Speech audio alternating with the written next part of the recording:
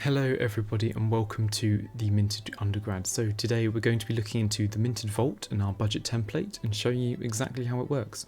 And I'm going to go through how I budget for this month in January. Okay, so what we're going to start with is we're going to go down here to this handy yearly to monthly converter. So I know how much my maintenance loan is over the whole year, but I don't know what it works out to on a monthly basis. So I'm just going to go in here and enter in 4915, unfortunately on the minimum, and there you go, £409 and 58 pence. So I'll just go straight over to here, which is maintenance loan. This is enter your monthly income. Okay, £409 58. And here in my monthly income, I'm also fortunate where my parents give me £500 a month to go towards rents or accommodation, food, and other bills such as that. And then I've also got a job that pays about £200 a month. And unfortunately, not quite up there on the investments yet. They're not paying me monthly. And it estimates with 60% of our money going towards fixed costs, £665 and 75 pence. And of course, at the Minted Undergrad, we recommend the 60-25-15 rule. So 60% for fixed costs, 25% for your lifestyle, and 15% for your minted fund you're investing. So let's go here. Again, rent, okay. And it's in monthly. So I don't know what my rent is per month. So let's go here. 7,920. I know that's what I'm paying yearly. It's quite high, unfortunately. And that works out at £660 a month. Now, one thing you're instantly going to notice is that's really quite close to my fixed costs. Unfortunately, many universities have quite high accommodation costs for the first year. So what we're going to do is we're going to change it from 60% to 61%. And then we're going to go to our lifestyle, and since the money has to come from somewhere and we don't want to touch our minted fund, our investing, we're going to just cut this down from 25% to 24%. It's going to be a very minor change in our monthly spending for lifestyle. So here, my utilities and Wi-Fi is all included in my accommodation currently. Phone and data cost me £10 a month with Voxy. I get 60 gigabytes for £10. I would highly recommend Voxy if you're looking for a bit of a cheaper mobile phone contract. And then I have no subscriptions here because I've got AI subscriptions. Gemini gives students a year for free, so I would also highly recommend you do that. Society fees works out at about £4 a month. So then we've got a little bit left over, £2.84, but we'll get to that in a second. Okay, so over here in our variable and lifestyle, this is our 25%. It's the costs that change a bit month to month. It's more down to your own choice. It's not the fees you have to pay, it's what you want to do. So down here at groceries, I'm going to say about £35 a week, which I believe is enough to have a good standard of living and eat some high quality food for a low budget course. So £35 a week works out at £140 per month. Nights out / social. Now, for a starter, I'm going to put down 25, but again, you can change this depending on what your costs are. And you can fill this whole list in and then come back in a few minutes' time when you realise there's a bit of money left over. Transport, I think taxis, Ubers, I'm going to go for about £50. That should be enough for the month. Just got to think buses to get the groceries to, I like to play golf, so over to the golf course. So £50 on that. Personal hygiene. So this is, think about a haircut. For me, that's only £15. It's not too much. Clothes. I think you want to get yourself some new clothing over some point of the year. Your laundromat bill for the month. Let's go £10. Again, we can increase this in a few minutes' time if we want to spend a bit more. Or you can take the money away from transport. You don't get the bus as much. Go 40 and get yourself some nicer clothes. But this is for me. I'm going to go £50 on that. Takeaway. Now, I also use the Nationwide student bank account, which gives me an extra £10 a month in Uber Eats vouchers. So I'm just going to put in 10 here, and then I get 20 for the month, which should be able to get me a pretty good meal with the flatmates at some point during this month. Now, coffee. I'm not a huge coffee fan, so I'm going to go £5, maybe not 6. Say a couple times a month I might want to grab one. Gifts here, it doesn't have to be huge, it just needs to be enough to get a few flatmates a card, family, friends. When it's someone's birthday, you want to get them a card. So we'll go £4 for the month. And discretionary, well, we can look at how much we've got left over. We've got £6.30 in that one. And we had a bit of money left over from here before, from our fixed costs. So what we can do is you can say that's going to equal the leftover money, which is £6.30. And how much did we have left over before? £2.84. So let's include that. Oh, not 2.84, 2.84. So there we go. So we've got £9 and 14 pence that can just go on anything. It's the spur of the moment. You want that thing you see at the market, you can buy it. So there we go. That's all of our budget, and it's the on budget accounts for the bit you have left over in your fixed costs. So that's all good. And one thing I forgot to mention before is up here we have our daily spend limit. So what this is, it's our 25% lifestyle budget split over the number of days in a month. So it's how much you can spend each day on average without much guilt at all.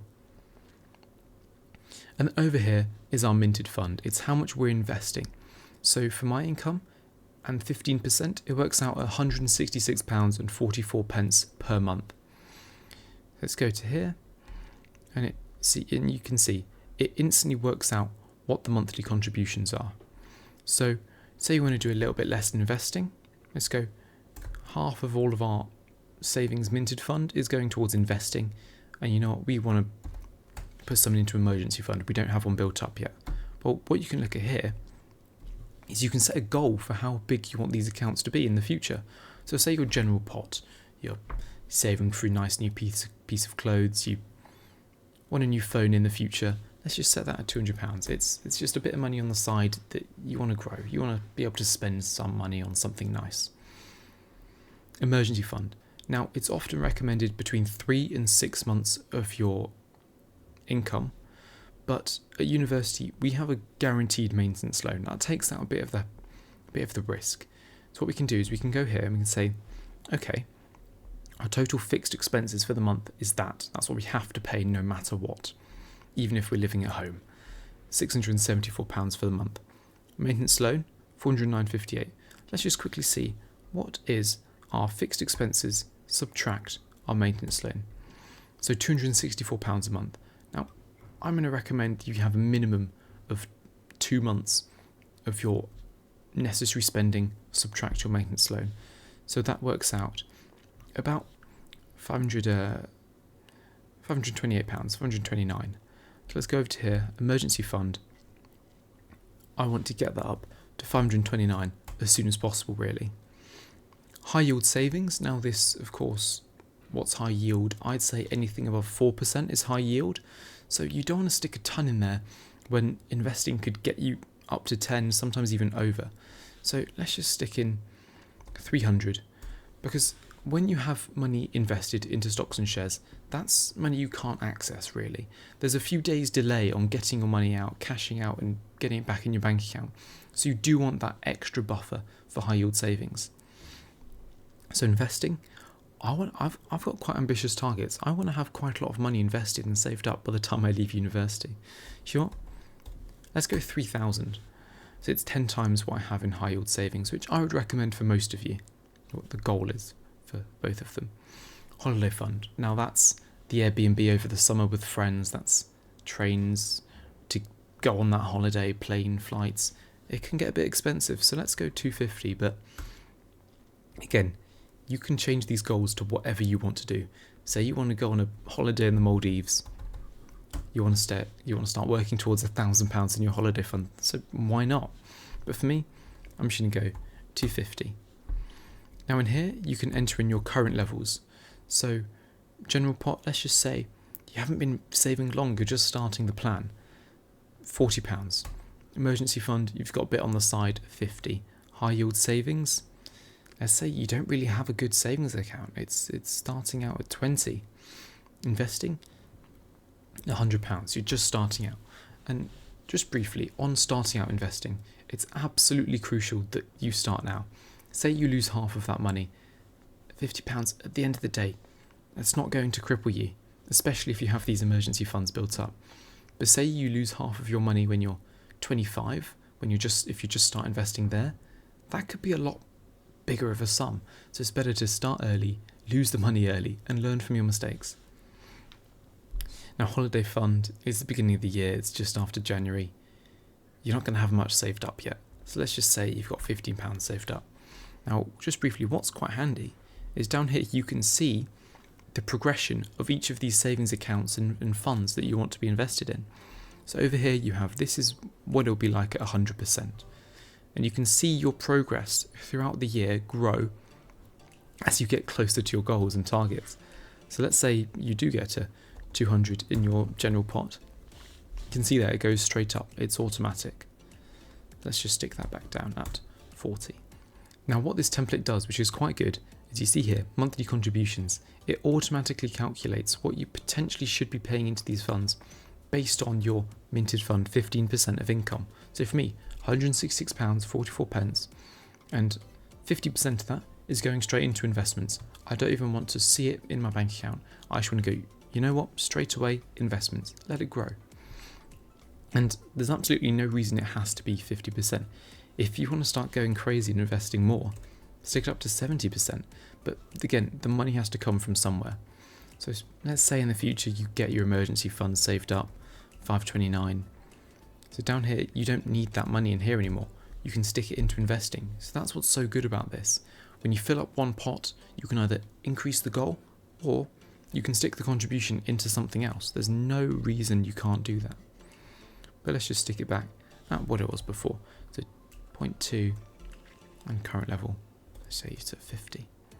And this back at 0.5.